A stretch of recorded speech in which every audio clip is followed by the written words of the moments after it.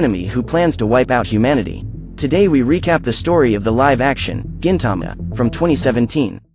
20 years ago, when peace reigned in Edo, formerly known as the land of the samurai, aliens arrived and gradually changed the country. These extraterrestrial beings became known to humans as Amantos. A few years ago, the Amantos tried to exterminate humanity in a war called Joi. It was then that the famous Juishishi emerged, a group of samurai that aimed to expel the aliens from their lands. However, most of the members of this group were eliminated. Afraid of the samurai reappearance, the Amantos forbade the use of swords, and in order not to be destroyed, humans had to submit to them. Shinpachi is one of the samurai who ended up losing his job and had to get a job at a restaurant to survive. The problem is that the boy is extremely clumsy and barely knew how to use the cash register. His boss orders him to go serve milk to the tigers who were sitting at the table, but one of them knocks Shinpachi down and still blames him for spilling the drink on his clothes. When the boy tries to clean it, the alien throws him away, arousing the fury of Gintoki, another samurai who was at the next table. The man kicks the beast in the chest and knocks it down. His colleague soon realizes that the guy is a samurai and accuses him of violating the sword ban law. However, Jin claims that it's just a wooden sword, which was more than enough to defeat them. Before leaving, he wishes Shinpachi good luck. The boy soon recognizes that man and remembers that Jin was greatly feared by the Amantos during the Joi War. Sometime later, the two become friends and, together with Kagura, earn a living through small freelance jobs. This time, the trio must find a rare beetle whose reward is worth a lot of money. While searching the forest, they find Kondo, current leader of the Shinsengumi, covered in honey and standing like a statue. According to him, that was his strategy to attract the beetle. After a few minutes of arguing about that stupid plan, they decide to ignore it and go on with their mission. Up ahead, they spot another guy smearing mayonnaise on several trees, in an attempt to attract the animal. But once again they decide to ignore it and move on. A few steps later, finally, the group finds the beetle hanging from a tree. The animal was much bigger than they imagined, but still Kagura manages to bring it down. However, much to their sadness, when the thing falls to the ground, they discover that, in fact, it was just Okita wearing a beetle costume. His plan was to camouflage himself as one of those animals so he could make direct contact with them. Suddenly, dozens of men approach and reveal that they are also in search of the beetle. As they argue over who would get the animal, the golden beetle flies past them. The trio is the first to run after the creature. Then the other men also join the hunt. They run through the forest until they reach the village. Kondo spots Tei, Shimura's older sister, and goes after her. He is in love with her, but despite appearing like a sweet girl, Tei is extremely aggressive. When Kondo approaches, she doesn't think twice about sending him away with a baseball bat. Kotaro, the current leader of the Juishishi, who fought in the Joi War alongside Gintoki, walked the streets along with his mascot and loyal friend, Elizabeth. He sees his friend running and behind him came dozens of soldiers. Upon witnessing this, Kotaro concludes that Jin is being chased and gives those guys an immense beating. They draw their swords and engage in battle. However, even facing several men alone, Kotaro manages to take them down. As most of his competitors had been eliminated by Kotaro, Jin shoots ahead and manages to surround the beetle. At that moment, when the animal had nowhere else to run, a giant frogfish emerges from the pond and devours it. In the end, all that hunting was for nothing. That night, a man named Okada Nizu approached Kotaro and claims that he and his sword are thirsty for the blood of a skilled samurai like him. Seeing the sword that the stranger carried, the man soon realizes that something is wrong. Kotaro tries to fend off the attack, but is eliminated in a single blow. In the news, there was only talk about the possible appearance of a Sujigiri in Edo. When Elizabeth sees her master's supposed body, she runs to Jin and her friend's house to ask for help. However, as she cannot speak, she is unable to tell the trio about Kotaro's death. Shinpachi offers the bizarre bird strawberry yogurt and he starts crying as that drink reminds him of his master. Not knowing what happened to his friend, Jin goes to answer a customer's call. Upon arriving at the smithy, he is greeted by Tetsuya and his sister, Tetsuko. The man was half deaf, so he just spoke by shouting. On the other hand, Tetsuko was extremely quiet. Tetsuya tells that the masterpiece forged by his late father, the sword Benizakura, had been stolen. He even says that this sword has a crimson-red glow in the moonlight, similar to cherry blossoms. However, Benizakura cannot be used by humans. His father passed away almost a month after forging it and every man who had contact with it since then met their end. Tetsuya believes it to be a cursed sword that consumes human souls. Therefore, he hired Gintoki to retrieve it. The white-haired tries to ask the man some questions, but Tetsuko asks Jin to come closer to her brother's ears. Otherwise, he wouldn't be able to hear. Then Jin approaches and starts screaming. but Tetsuya punches him in the face and orders him to keep his voice down. Elizabeth takes Shinpachi and Kagura to the bridge where their master was killed. Even without speaking, the bird manages to communicate to them about what happened through a sign. Shinpachi refuses to believe that Kotaro was killed by some swordsman. But when Elizabeth shows her master's bag smeared with blood, Kagura asks Sadaharu, her mascot, to locate Kotaro by scent. The alien says it might be too late now and Shinpachi punches her in the face. Then he rushes in to attack her.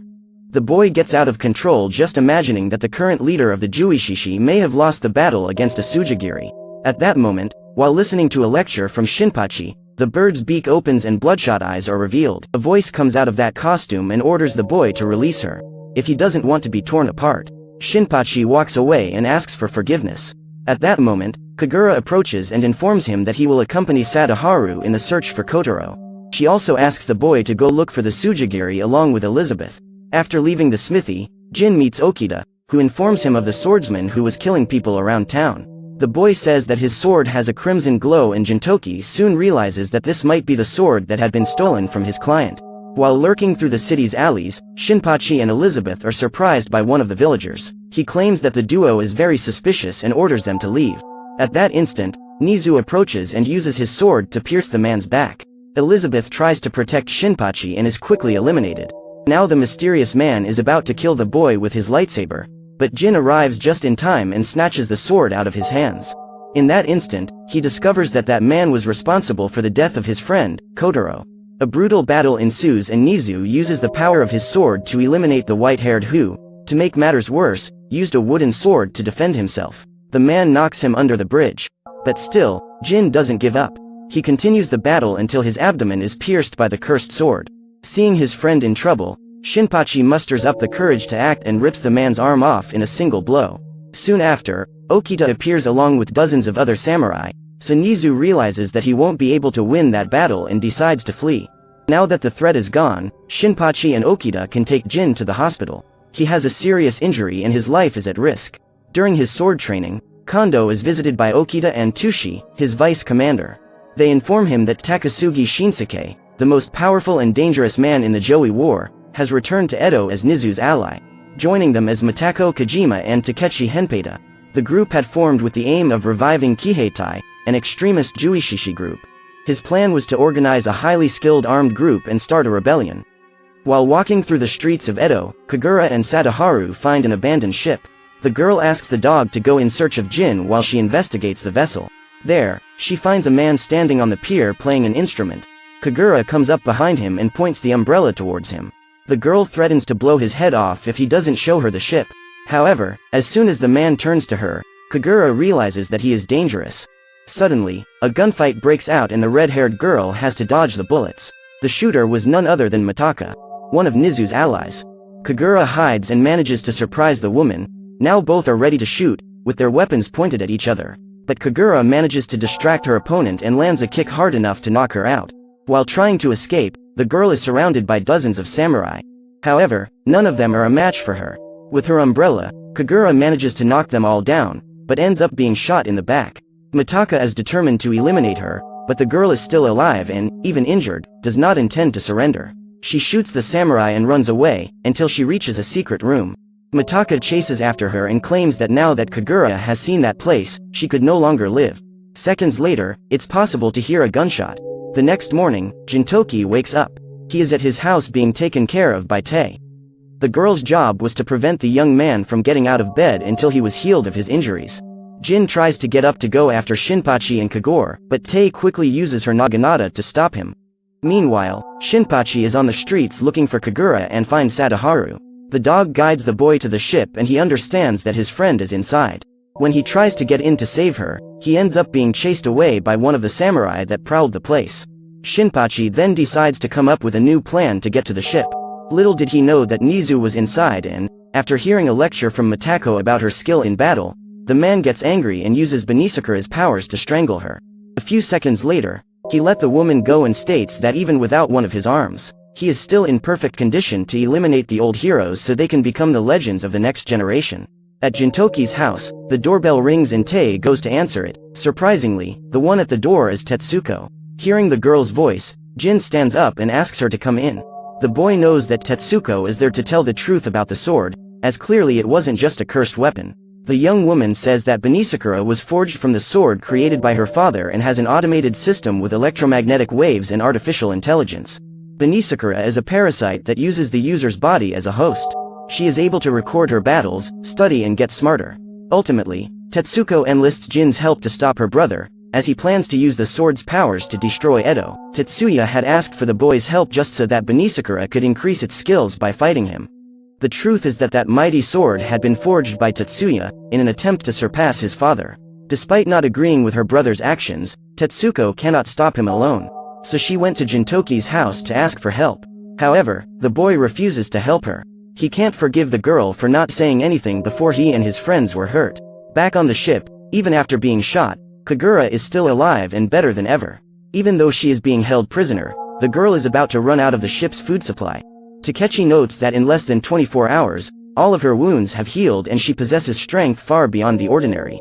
According to him, these traits belong to a clan called the Yato, an interstellar army of mercenaries. Takechi's plan was to train the girl to be part of his group in a few years. While walking back home, Tetsuko finds a note saying that he will meet her at the blacksmith shop. This note was inside an envelope that contained Gintoki's payment and the boy had returned it to her the moment he refused to help her. After asking Tae to go to the bakery to get some sweets, the boy gets ready to sneak out. But, when he gets to the door, he finds his clothes folded in a note written by Tae, asking him to bring her umbrella back. In the end, he never managed to fool the girl. Before heading to the smithy, Jin stops by a workshop and asks the old man to get a weapon powerful enough so that he can defeat his enemy. After all, as he was badly injured and without a decent weapon, he wouldn't stand a chance. The old man then gives him a giant fruit and says that after eating it, his entire body will become rubber. But that wasn't the solution Jin needed. After all, he didn't intend to become the pirate king. The old man reveals that the fruit was fake and starts making fun of him, so the two end up getting into a fight. Even without a weapon powerful enough to guarantee his victory, Jin goes to help Tetsuko. Meanwhile, Kagura is being crucified on the ship. Mitako and Takechi try to interrogate her, but the girl refuses to rat out her friends. Instead, she releases a macabre amount of vomit. Mitako is once again determined to kill her, but Shinpachi arrives before the woman can pull the trigger and assures her that he will save his friend. When asked where his companions are, the boy confesses that he is there alone and Mitako threatens to blow his brains out. However, at that moment, the ship begins to be bombed by Kondo and the crew prepares to fight. Shinpachi takes advantage of the distraction to release Kagura, and together they set off in search of Kotaro, which was the initial reason for the girl to infiltrate the ship. The Shinsengumi invade the vessel. However, the captain stays behind with Okita and Tushi. The man claims that he is not afraid of dying, as long as it happens alongside his partners. As he prepares to enter the enemy ship, which is dozens of meters high, Kondo ends up falling into the sea and the boys go on with the mission without him. Jin arrives soon after, accompanied by Tetsuko. The girl gives Jin a sword she forged herself so that the young man can face Benizakura. Now they need to figure out how to get to the ship. At that time, the old man from the workshop that Jin had previously looked for appears and gives him a flying board. As the beating goes on inside the ship, Nizu approaches Okita and Tushi, who give him a warrant for his arrest for haunting the streets of Edo and taking other people's lives. Okita attacks him with his bazooka, but the man manages to cut the bullet in half with his sword. At that moment, the boys realize that this is not just any weapon. Okita then decides to run away and leave his vice commander as bait. Inside the ship, Shinpachi and Kagura find a laboratory filled with swords similar to Benizakura. Soon after, Takasugi appears and runs towards them to kill them. But suddenly, Elizabeth appears and from her beak comes a machine gun, which she uses to attack the enemy. While Takasugi is distracted trying to dodge the bullets, the bird asks her friends to flee. At that moment, the man rips off the animal's head and Kotaro emerges from within the costume. Takasugi runs away from his old companion and the youths ask Kotaro to go after him, while they face off against Mitako and Takechi. Meanwhile, Tushi continues his fight against Nizu. Despite doing very well in battle, the boy is no match for Benizakura. Luckily for Tushi, Jin arrives at the ship and asks the boy to go after Takasugi as he finishes the battle he started with Nizu the night before. This will be the perfect opportunity for Jin to debut his new sword. In the very first encounter, Nizu plays dirty and attacks his opponent's wound. They exchange a few blows and Jin proves that his wound won't stop him from giving his all in that battle. Gradually, his skills grow much faster than Benizakura's. Even though Nizu's body has already been almost completely taken over by the sword, Jin manages to fight toe-to-toe with him. After a few minutes in battle, the boy manages to inflict a serious wound on his enemy's arm, making it impossible for him to continue using his sword. Seeing that he is cornered, Benizakura takes full control of Nizu and uses its tentacles to attack Jin. Inside the ship, Shinpachi is facing his first battle against a real enemy. His hands are shaking and Takechi uses the boy's emotions to try to destabilize him. Meanwhile, Mitako keeps trying to shoot Kagura, but the girl manages to dodge all the bullets. Even empty-handed, she holds the bullets in the air and knocks the woman down, as she is about to defeat her. Nizu falls off the roof. He has a monstrous appearance and Jin is unconscious.